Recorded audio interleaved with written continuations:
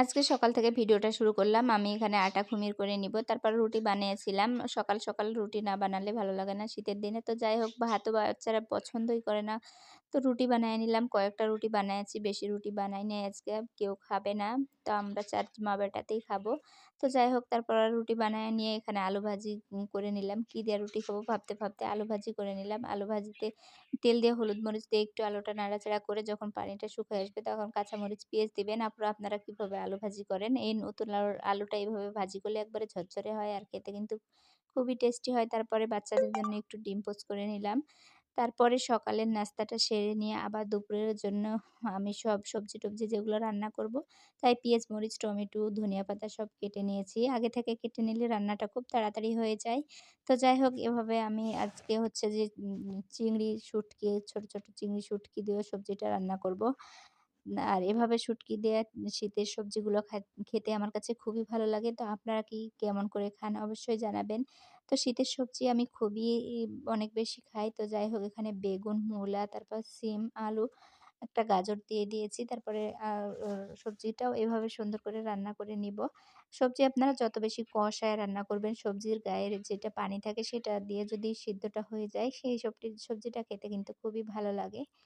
তো সবজিগুলো এখন খুব তাড়াতাড়ি সিদ্ধ হয়ে যায়। নতুন আলু, সিম সবই কিন্তু অনেক সুন্দর হয়েছিল। তো এই সবজিটা খেতে খুবই টেস্টি হয়েছিল। তারপরে আমি সবজি রান্না করে নিলাম। সবজি রান্না করে আমি আজকে কিছুটা হচ্ছে যে মাছ রান্না করব অল্প একটু। দেখেন কি সুন্দর হয়েছে।